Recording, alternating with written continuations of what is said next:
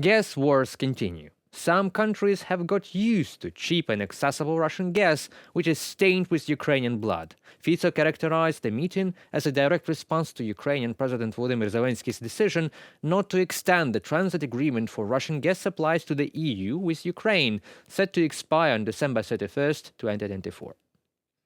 Putin confirmed Russia's readiness to continue supplying gas to Slovakia and the West, Fico wrote, adding that this would become practically impossible due to Ukraine's stance after January 1st, 2025.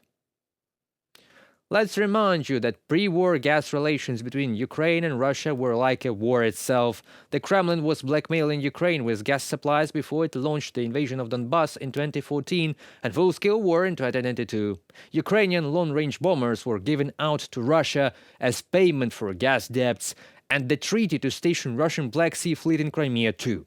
That was always a leverage of influence against Europe, and please tell me, if your alliances, NATO and EU, say that Russia is your enemy and they will launch war against your state in future, will you be buying something from this country, thus paying money with which the aggressor will prepare an attack on you? Seems crazy, right?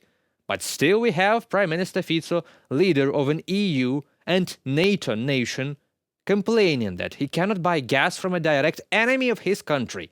And don't forget that you have to accuse the victim of the aggression, Ukraine, of not letting you do so. Conversation, Putin and I exchanged views on the military situation in Ukraine, the possibilities of an early peaceful end to the war, and on mutual relations between the Slovak Republic and the Russian Federation, which I intend to standardize. Robert Fico, Prime Minister of Slovakia. I'll leave for you to decide the real reasons for this visit, but it has been announced as peacekeeping and gas-keeping initiative